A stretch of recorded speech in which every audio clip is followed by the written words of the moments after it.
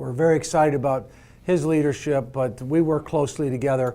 He authorizes, and now the committee that I'm on is the committee that actually has to figure out the funding side of it. So once they decide what they want to do, then we have to figure out in our committee. So it's interesting, a lot of dynamics going on. I'd say for the last 18 years, he can tell you that, but from what I've heard from the old timers and others, they all said the same thing. We have to fix the way we pay for transportation.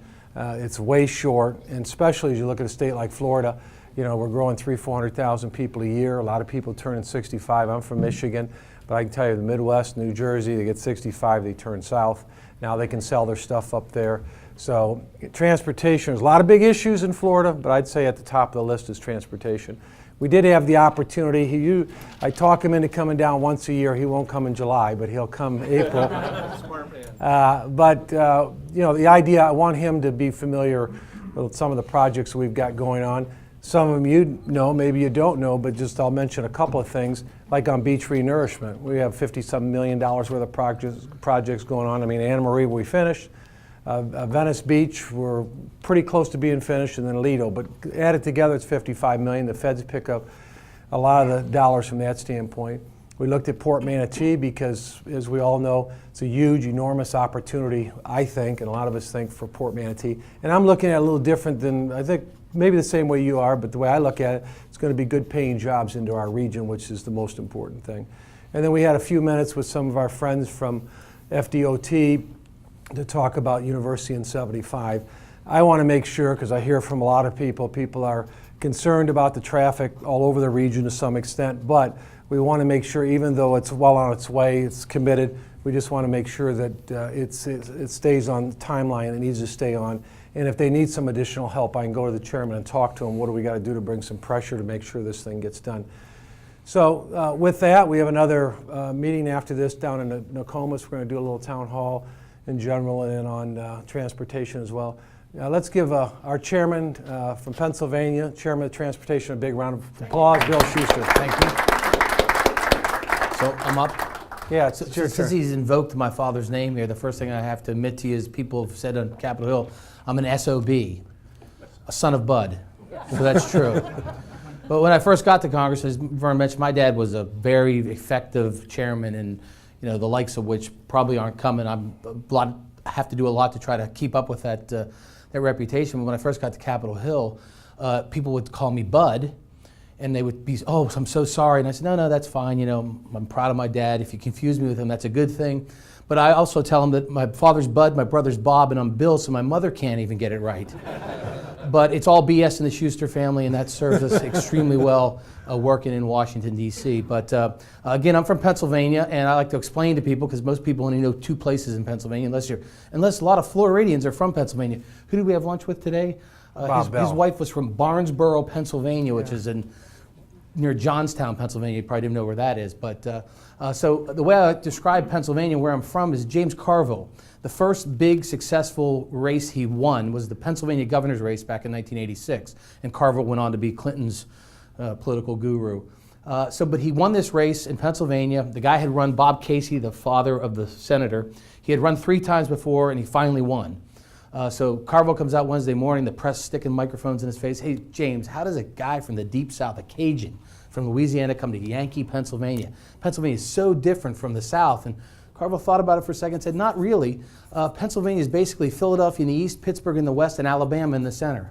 So I come from the Alabama part of Pennsylvania, where it's very red, very conservative. And so, but again, coming down to places like this, for 2 reasons I do it. One, because Vern asked me, and if you don't do what Vern asks, he just keeps coming at you and coming at you and coming at you. So it makes it easier just to say, yes, Vern, just don't bring me here in the summer.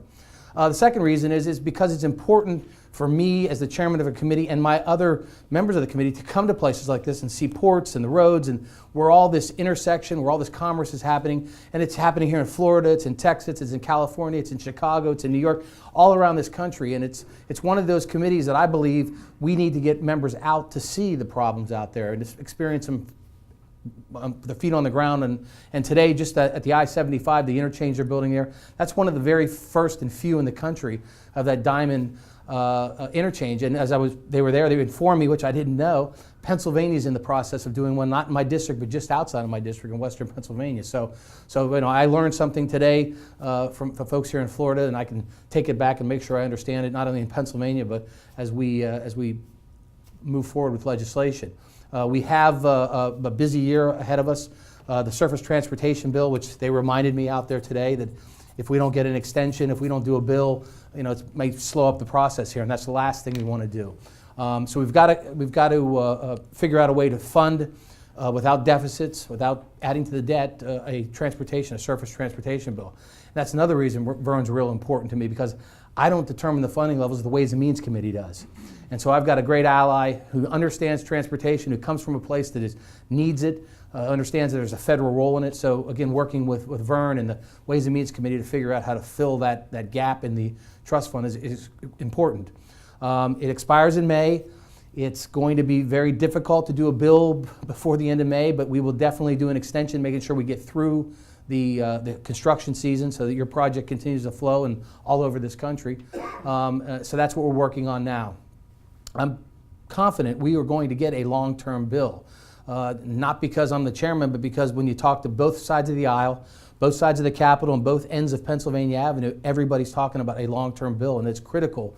Put certainty out there so the state DOTs can have some planning certainty, that people that build the roads, that provide the goods, the services, the materials, they all have certainty and know what they can plan on investing over the next 5 to 6 years. So it's critical, and I feel confident we'll get that bill. The other major piece of legislation we'll be dealing with this year is a FAA reauthorization, which, if we look around the country, our airspace our people flying is growing. Our manufacturers are under attack from foreign competition. The shutdown of the government, the 23 extensions on the last FAA bill, and the sequestration really hurts and hammers the workers at the FAA. So everybody involved, whether it's the union at NATCA, whether it's Boeing, whether it's General Dynamics that builds the Gulfstreams, whether it's the airlines themselves, everybody knows we've got to do something different. So we believe we have an opportunity to do something transformational, and that's what we're working on also, is we have to do it about the same time this year. So we're working through that, as well as other bills. We'll do another water resources bill, which I know is important to Florida. It's been historically a bill that's been done every Congress. We got away from that for 7 years. We did one last year. We tend to do one coming up probably next year in this Congress and get back into regular order. So there's a lot on our plate on the committee, and we look forward to moving this legislation. And it's important to hear from folks like you out here in the real world that have problems. And we saw, as Verne said, we saw the port, we've seen the highway. I know there's someone here from the airport, so I'm sure I'm going to get a question on aviation. So whoops. So with that, again, thank you very much for having me here. Thanks, Verne, for having me down again. Let me just say quickly, we want to take whatever question, comments you have. We want to try to focus primarily on transportation, but I do need to just give you a couple of quick updates. Did you have something, Sally? Okay, I just want to make sure. When she comes usually a little closer like that, she's usually getting a hook out or something. But let me just say, and you're probably not as familiar, but it's a big thing to our area in Florida and in the country really, a thing called the Doc Fix, SGR. We just got that resolved, signing a law on Friday. And it was about a $200 billion fix. So it's taken a long time. I don't know why they put this in place 18 years ago, but our doctors, our medical side, our doctors in our region and throughout Florida, every year they're looking at a 20-30% cut in terms of reimbursement from Medicare. We got a permanent fix. That's been going on for 18 years. I mean, how do you as a doctor, build a facility, make an investment, capital investment projects if you don't get that fixed? So I had the medical societies from Manatee and Sarasota County out Friday night celebrating, because we actually passed it in the House with Bill's leadership and in the Senate, and the President signed a law on Friday. So it was nice to see Washington work. The other thing, I'll just mention two other quick things. Three big things. We had our retreat with Paul Ryan and that. Three big things we're working on. One is transportation. We want to get a highway bill and try to get that done in the next 6-7 months, or sooner the better, and figure that out from that standpoint. The other standpoint is on trade.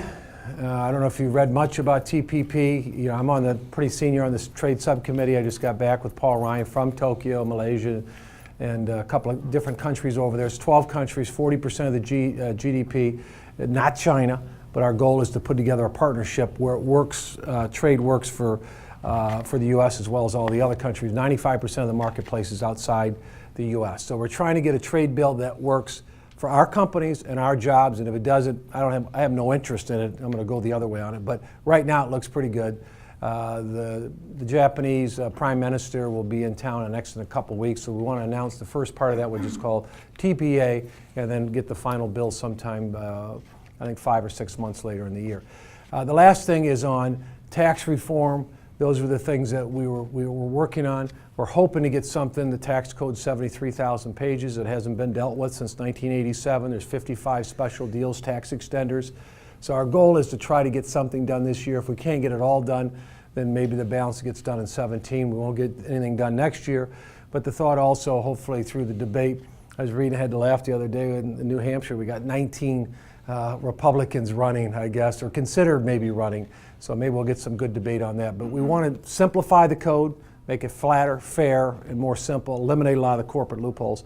So I just touch on a few of those things, but with that, I'd like to take any questions we've got for the chairman while we got him here on transportation or aviation or beach renourishment. Are you running for president? Yeah. No. You're like the no. only guy in Florida that isn't. I was thinking that. Yeah. I've got a couple of rail, I don't know. I can hear you. I got a couple of rail infrastructure questions. I know there's a bill in the Senate to, I don't need, to extend, okay. It's still not working, but that's all right. Yeah, it is. Gotcha. Okay. Yeah. A bill in the Senate to extend positive train control until 2016. I want to know what that's going to do and if that's going to fly in the House or whether you're in favor of it. And the other thing that really... I'm sorry, did you say positive what? Trade Positive control. trade Trade control. control. PTC. Yeah, good. Safety. Yeah, yeah.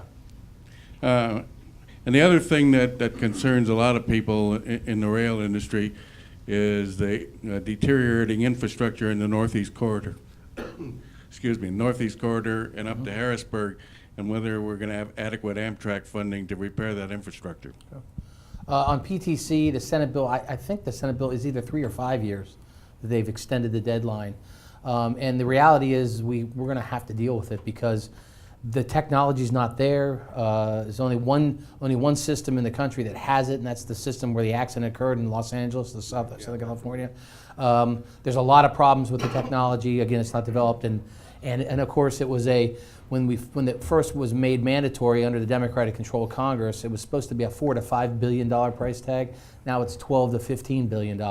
And you've got places in the Northeast Corridor like SEPTA, which is the Philadelphia transit system. It's going to cost them $200 million to deploy PTC on there.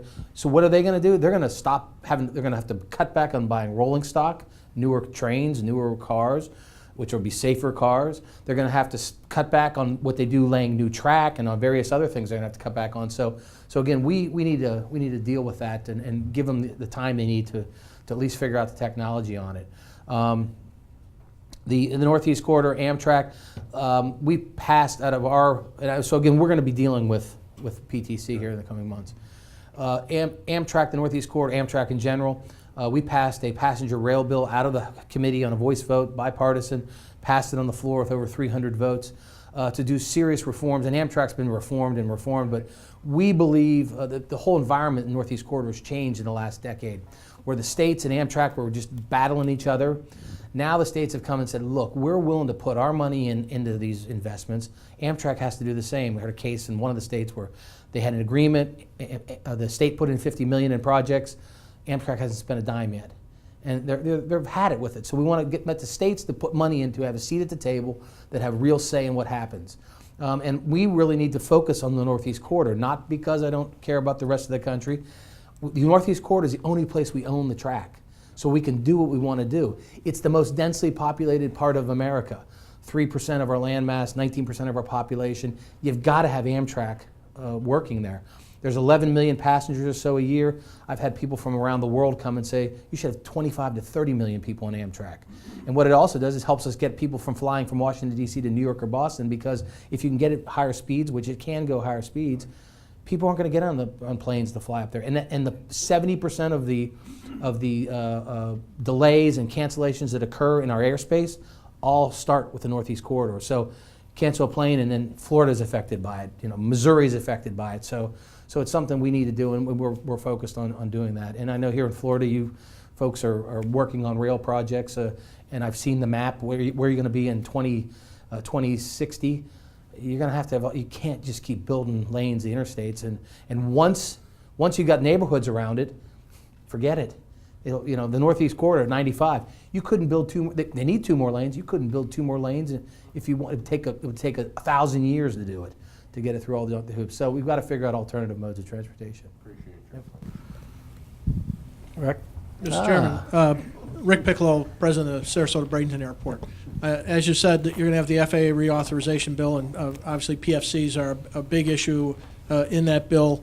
And I just wanted to urge you to give a real fair hearing to the airport's concerns. It hasn't been modernized since 2000. It doesn't mean that $4 increase doesn't mean they're going to impose it. It can be imposed locally, and that'll be a local decision at each airport. And with the increase in ancillary fees by the airlines, far more than a $4 increase. As you know, it's not going into the trust fund to help pay for that infrastructure. And as Vern said to you, I chair the board of the world's airports. Right. And with Vern's travels as well, you can go to most airports in this world and some of the developing countries in the Middle East and in Asia.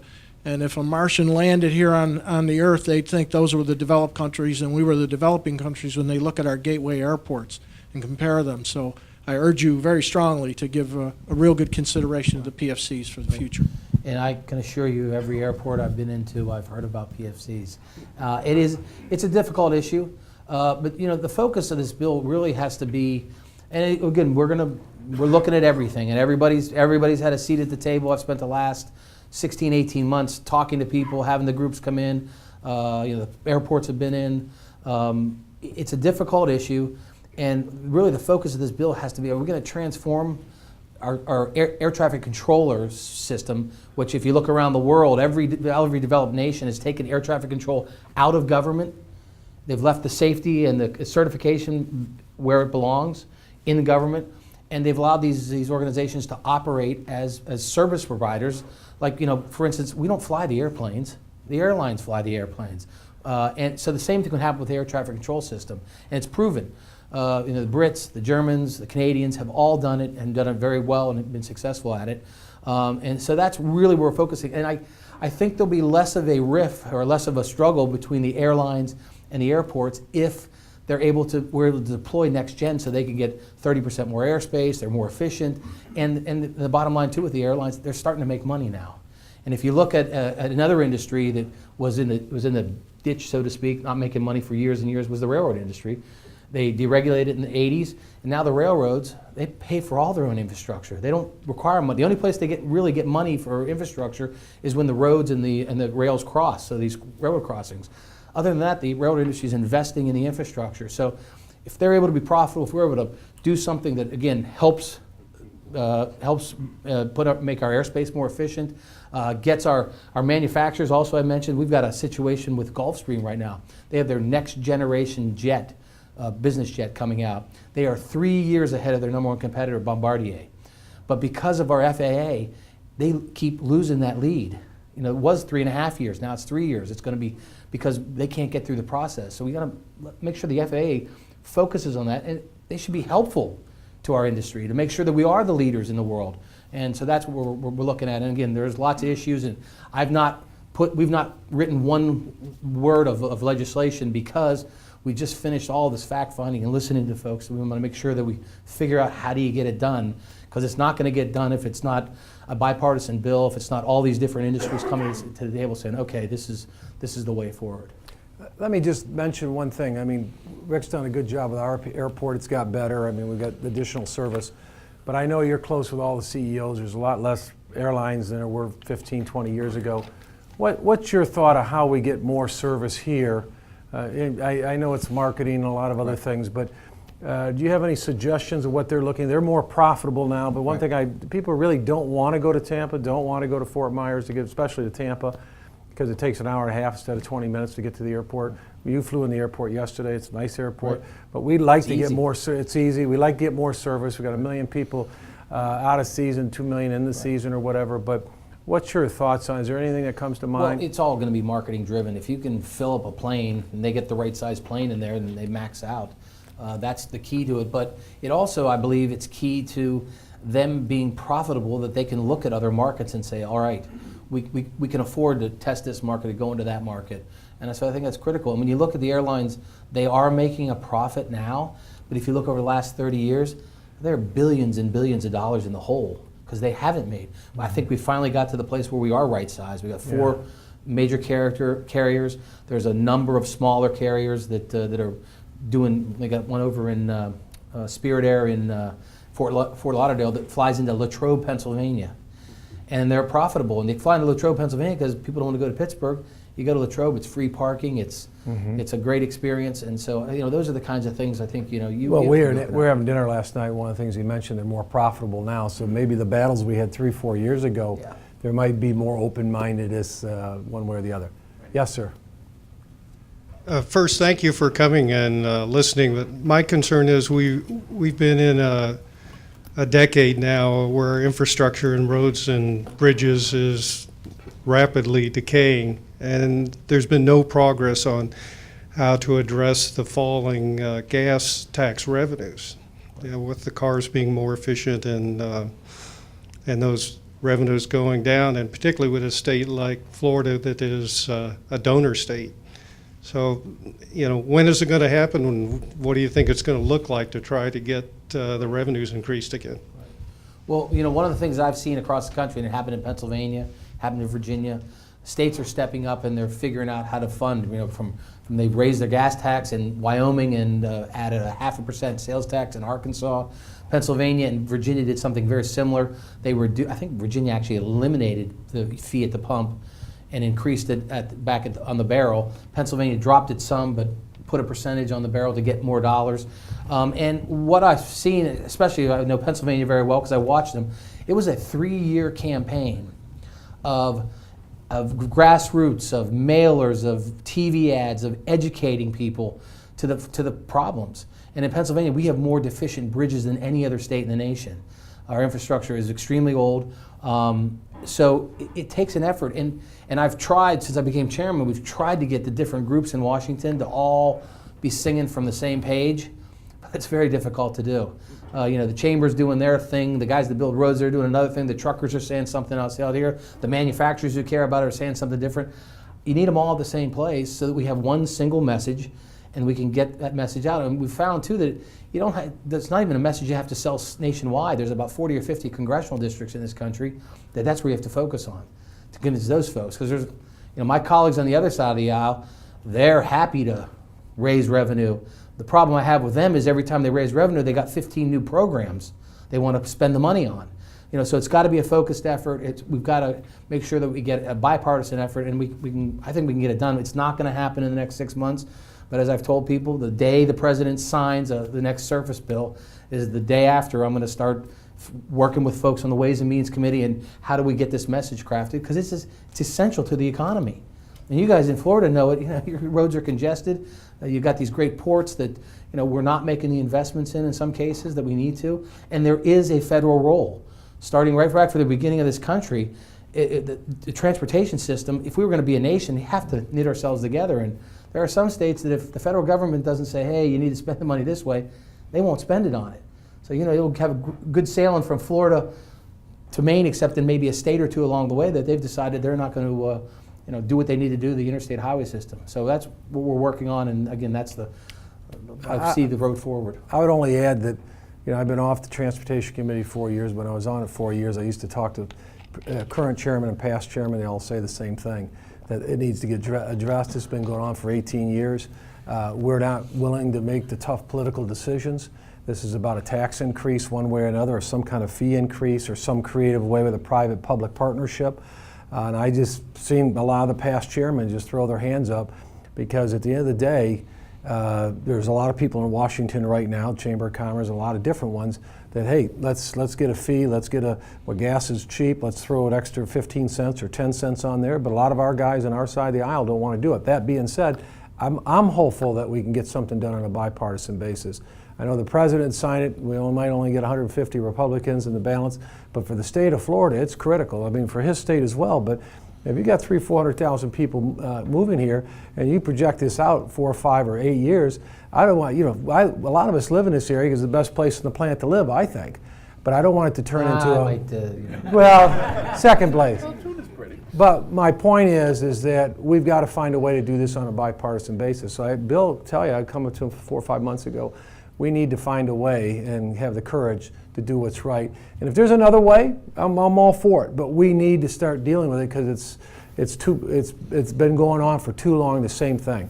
And we need a bipartisan bill. And just one point is, in Pennsylvania, everybody put that vote up to raise the revenue for the nobody lost an election over it. It's because they sold it the right way, and people have to buy in and say, yes, this is something the government's supposed to be doing. Yes. Question, are you committed to maintain flexibility or increase flexibility for the states? For example, Florida has done a good job of maintaining its bridges, Yep. but we have people moving here. We need more bridges. We need more grade separations and overpasses over the interstate in order to keep the interstate flowing smoothly. So, That was John Mica, what he did in MAP 21 was increase the flexibility. The federal government has a role. Part of the role is getting the hell out of the way of the states so they can spend the money how they need to spend it. As long as it should be focused on these trade, or not trade corridors, but freight corridors, or corridors that are carrying the bulk of goods and people. And again, I know the states, you guys have done a great job. You've been one of the leaders in the nation. You're building roads. You're adding to your interstate system with 25% of the Fed money and 75% of your money. And we've got to figure out how do we reward that, because that's better for all of us. If we're going to get from Pennsylvania to the tip of Florida, we need to make sure Florida's got the resources to make sure that there's no or less congestion. Let me mention one thing that got brought up just lightly, and I don't know if they'll probably won't change the formula, I don't know, but as you know, Florida's a donor state. So well we used to aware get of 78 cents on a dollar, now we're at 92, or maybe it's different, a little bit different, I haven't checked just lately, but you got New York that gets $1.37. So what's the thought on, are they giving any thought about how maybe they might reconfigure it, or, you get back, and I know someone like Wyoming or Alaska might get $2 for every dollar they can contribute, so there needs to be some sense of fairness, but looking at need going forward, we've got to have Texas and ourselves the greatest need, and we need our money. Right. You think PFCs are tough? When you start messing with the formula, it even gets worse. And we did change the formula back in 2004, gave states more money. But the idea is, if you want a national system, big states like Florida and Texas and California, they've got to help out other states that like Wyoming and Montana. So when you start to cobble that together, there's enough smaller states or states that aren't going to want to change that. In Montana, for instance, I think it's $2.50 for every dollar they send. But there'd be no Route 80 going through Montana if that wasn't the case. Alaska gets like $4 or something like that. In Alaska, you can't even drive there. I don't think, we can could you? pass on 80. Yeah, I Let's know, just- we need Don more. Young's got a big No, knife. I'm just kidding. So it is really difficult, and I think again we tried to address some of that to get states to the 92 cents, I think is what I said, but it's a very, very difficult. When you open it up, it just opens up a can of worms. And if we try to do that, we won't get a surface bill. We can address some of it, we can massage it a lita bit, but it's tough. Commissioner? Yeah, thank you for coming down to our area. It's a pleasure to host you here. As a member of the MPO, Florida League of Cities, we were up in Washington and had a good conference with y'all, and understand everything that you're up against. And we're glad to hear that you're looking for long-term funding, which is probably our biggest request, because it gives us more predictability. And we heard loud and clear that one of the things we're looking at is tax reform. Which is great, and what I might suggest as a model of tax reform is, instead of tying the gas tax to the dollar or to the gallon as it is now, if we tied it to the gallon, that way when it fluctuates, like right now we're low, but the highest cost to roadways, asphalt, petroleum byproduct, that it would automatically adjust itself for inflation. I mean, we have less and less cars on the road. I know that's not going to be an easy seller, but it just seems to be it's like a built-in factor then for inflation, and it is actually tax reform. That's what Pennsylvania did. That's what Virginia did. They moved the bulk of the funding, Virginia did it all, to a percentage based on the price, so it goes up and down. In Pennsylvania, they reduced theirs enough, but the bulk of the money's coming from the barrel, and the barrel of oil. And you also make it even. collecting the user fee at the pump is a really efficient way to get it because you're going to the distributors. There's only like 1,100 of them. You got 1,100 people you got to deal with to get the tax dollars. If you move it back to the wellhead, you reduce it even further. So it becomes even more efficient to collecting those dollars. Yeah, the other thing is the reality, the way we do it right now. You look at some cars, you can get 100 miles, 90 miles to the gallon because they're electric and the first 25 miles are free. And so there's a lot of that technology out there. Or even if you just say your cars are getting 35 to 50, all of a sudden they're on the roads, but using the roads, but they're paying a lot less and they're buying a lot less gas. So that wasn't as much of a factor 15 years ago when a lot of this stuff was put into place. So we need to recalibrate, what we're doing. I don't know what the answer. I'm sure they've looked at a lot of different things, but it needs to get fixed.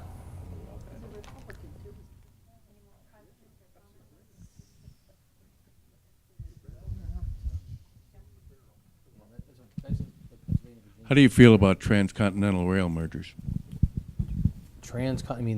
I think we're pretty much done. In other words, NS and Yeah, it's you got two big Western and you got two big Eastern, and they kind of meet in the middle. They all meet in Chicago, actually. The Canadian rails. I know the Canadian Railroad. One of them was talking about buying somebody, and I guess you got Kansas City Southern. I was talking about buying it, CSX. But Yeah. it fell through. Yeah, I can't imagine that's going to be approved. We got a rail industry now that has never been stronger.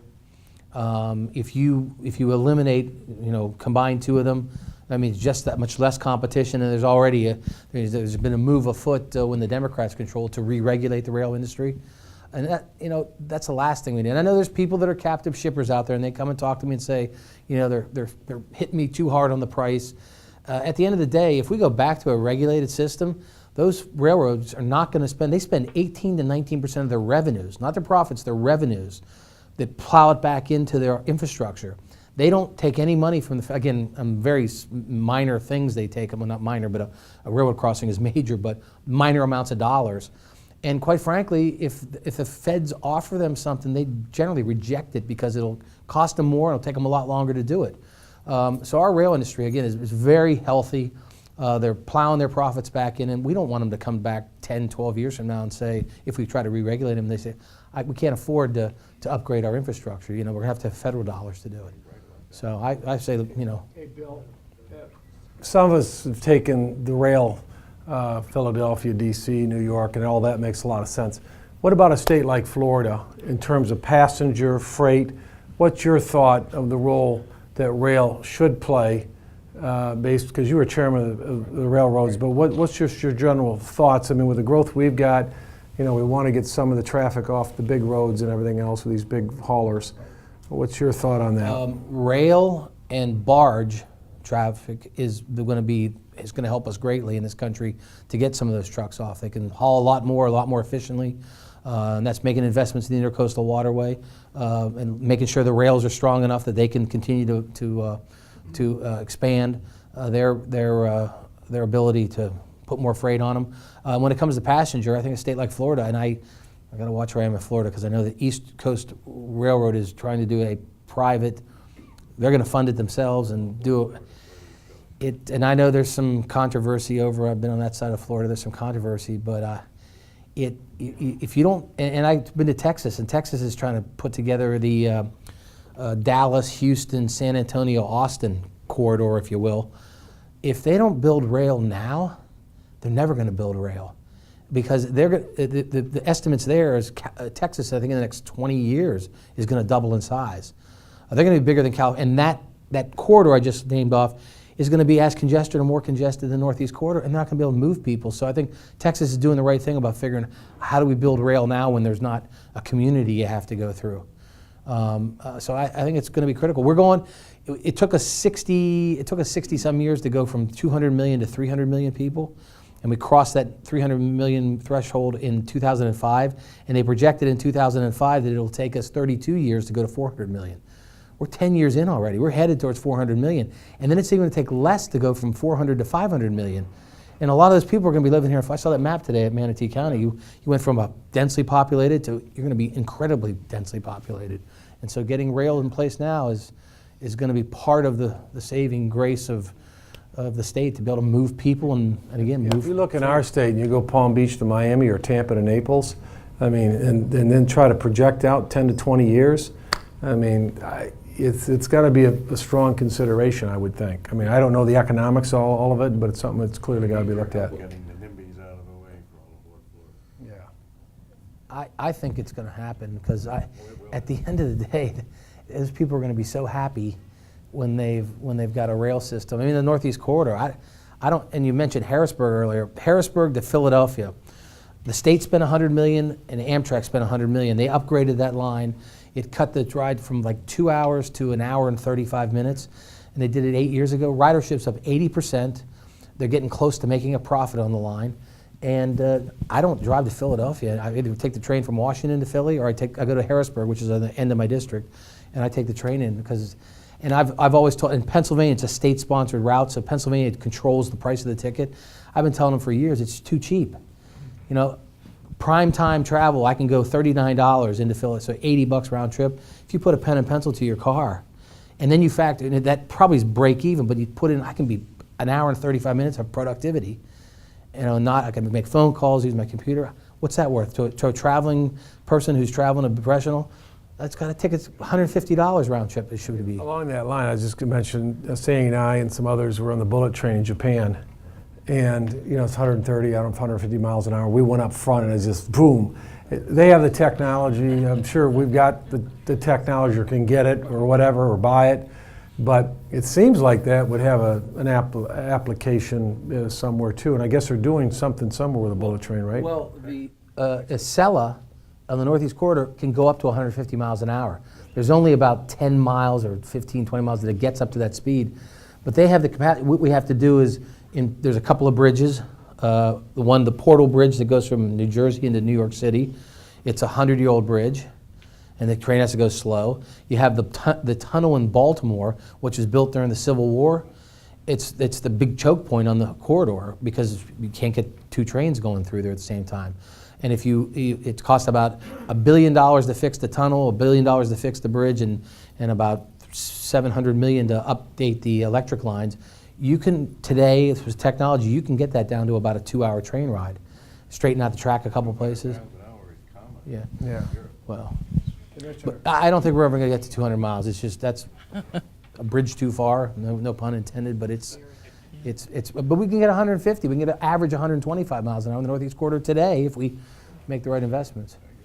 Yeah, and if you were here a week ago or 2 weeks ago, you would have seen a different situation on our roads. You know, we used to call them snowbirds. Now we call them refugees because they're escaping from the weather up north. But our interstate system is just slammed. I mean, you can't even barely move on the interstate system during season down here. And, you know, we're just accepting all these folks that are coming from up north, and we think it's wonderful. But we need to do something about our interstate system. It is just being maxed out. So I just want you to think about that. You know, we help refugees in other countries. Well, we need to help the refugees that are all moving to Florida to escape Pennsylvania? from up north, from my home state, Michigan. They're here in droves. You see them coming down I-75, coming down I-95. It's something that we are, you know, and we're expecting this to continue just to ramp up because of the demographics. It's just going to continue to get more and more. So we're at a critical point. We're going to have to do something about our interstate system. That's exactly why we need to be looking down the road 5, 10, 15, 20 years and look at the reality of where this is going to be if we don't fix it. Look at every option.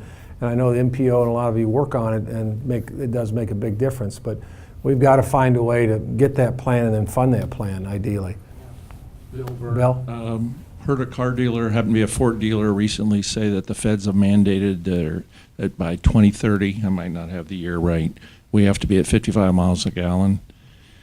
If the feds truly did mandate that, can't the folks in D.C. understand that they've got to do something to help fund our road system when the efficiencies keep getting increased? Isn't there a way to tie the two together somehow? It has to be a coordinated. That's when I first became chairman. I tried to bring these groups in and said, let's all work together on this, because that's exactly what they did in Pennsylvania, not on the miles per gallon thing, but everybody was on the same page. And it was a 3-year deal of, you know, pounding the message. so that people understood. And the difficulty is in the federal is like there's 50 states too, and everybody's where's the money going? Well, I can tell you probably where Florida is. We can get that info, but trying to do that in a comprehensive way is very difficult to do. I can tell you where it's going in Pennsylvania because some states they don't track things as closely as and so again it's very difficult when you see a state pass a revenue raiser to fund things, and California is a great example of it. There's called self-help counties, Los Angeles County, Orange County, whatever San Francisco County is. They went to the voters, and 2/3 have to vote to raise the tax or the user fees, and they do it. And what happens is they do a campaign to say, these are the 100 projects or whatever number it is that we're going to do. And they get buy-in from, and the people vote, and they get 70%, 75%. And then over the next several years, they go and say, okay, we did number 1, we did number 17. And by the time they come back to them again to say, we need to keep this going, they've got 100 projects they've done. So people look and go, that's the problem with Washington. They go, what have you done for me? Where's this money going? So that's difficult to do on a national level, but that's what we have to do. We have to figure out a way. And as I said, I'll be working diligently on that as soon as we get this long-term bill done, because we have to address it. We got a gentleman from FDOT, and maybe, why don't we have you, can you comment on I-75? Where are we at? What's going to happen with I-75 in the next 5 or 10 years? Yeah, we Because have all that's of a very legitimate Yeah, we have concern. all of I-75 program for construction except for one segment. That segment was the interchange with Jones Loop Road, and we're not going to end up having to rebuild the interchange, which means we won't have to buy property. So I'm trying to get that last segment programmed, and then we'll have all of I-75 programmed to be 6 lanes. Okay. And that'll give us how much more capacity? Do you have any sense of it, or?